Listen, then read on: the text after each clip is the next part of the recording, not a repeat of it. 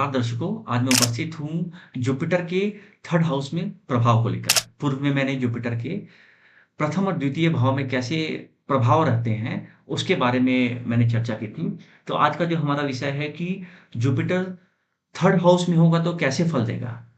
तो उसके पहले हम एक बार जुपिटर के क्या-क्या कारकत्व हैं, उसके बारे में हम देख लेते हैं कि जुपिटर अगर देखा जाए तो कहीं न कहीं ये शिक्षा का विशेष कारक है जुपिटर। पांडित्य हो गया, आपका वेद पठन-पाठन, वेद हो गया, वाद-विवाद हो गया, शास्त्रार्थ हो गया, धार्मिक कार्यों का ज्ञान, लेक्चर, प्रोफ़ेसर, गेस्टेड ऑफ़िसर और नेतृत्व प्रधान जो भी कार्य हैं, उसमें जुपिटर की विशेष इन्वॉल्वमेंट होती है। उसके अलावा आप देखोगे जुपिटर का, तो जुपिटर क्या है कि धार्मिक समृद्धि और स्वर्ण धातु का भी कारक होता है। गुरु दीक्षा प्राप्त करना हो गया आपका या मोक्ष आदि विषयों के बारे में यह विशेष कारक होता है गुरु का। और ये आप देखोगे तो गुरु पंचम और नवम भाव का कारक होता है।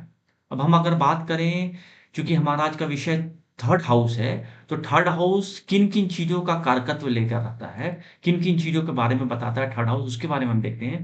थर्ड हाउस चूँकि आपके इसे पराक्रम भाव कहते हैं, तो ये पराक्रम का भाव है, छोटे भाई-बहन का कारक है, छोटी-मोटी यात्राएँ होती हैं उसका कारक है, व्यापार, उद्यम, मेहनत का कारक है, साहस, शौर्य, धैर्य आदि का कारक है, दमा का कारक है, गुर्दा का कारक है, खाँसी, क्षय, श्वास, प्राणायाम, योगाभ्यास इस इन सब चीज़ों का भी कारक होता है थर्ड हाउस। उसके अलावा आपका वचन, चातुर्य, भतीजे-भतीजों को भी हम थर्ड हाउस से ही देखते हैं और अन्य पारिवारिक संबंध भी हम थर्ड हाउस से ही देखते हैं।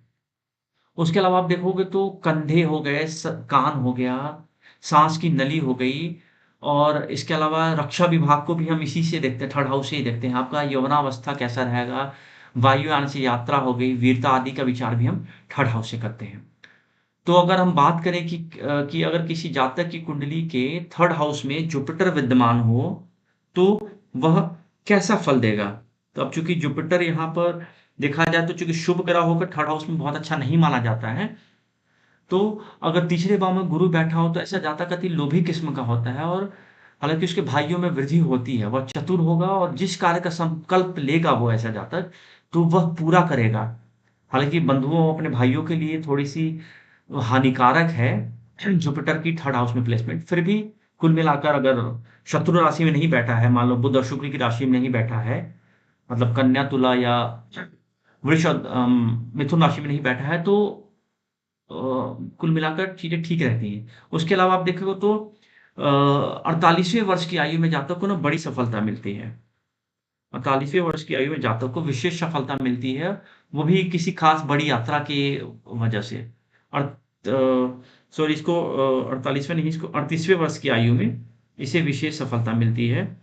तो यात्रा की वजह से। उसके अलावा तृतीय यदि बलवान हो तो ऐसा जातक दीर्घायु होता है। जातक का भाई दीर्घायु होगा और वही पाप ग्रह से युक्त होगा तो कहीं न कहीं यह भाइयों की हानि भी कराता है या उसकी मृत्यु या दुर्गति को भी प्राप्त हो जाते हैं अगर ऐसे कॉम्बिनेशन मिल जाते हैं तो। और ऐसा जातक कहीं न कहीं पेशेंस की कमी होती है, काफ़ी उतावला होता है। क्योंकि देखो छोटी-छोटी चीज़ों का, छोटे भाव का, छोटे यात्राओं का, छोटे भाई-बहन का कारक है। तो यह तुरंत छोटी-छोटी चीज़ों पर उतावला भी हो जाता है ऐसा जातक, बुद्धि से जड़ होता है और कभी-कभी दरिद्र भी हो जाता है ऐसा जातक। तो कुल मिलाकर बहुत अच्छे फल जुपिटर के थर्ड हाउस में नहीं कहे गए हैं। वैसे भी हम बोलते हैं कि षष्टक भाव में अगर शुभ ग्रह बैठ जाए तो अच्छे फल नहीं मिलते हैं और उसमें भी आप देखो सबसे शुभ ग्रह आके आपका थर्ड हाउस में बैठ गया है तो थोड़ी-सी आपके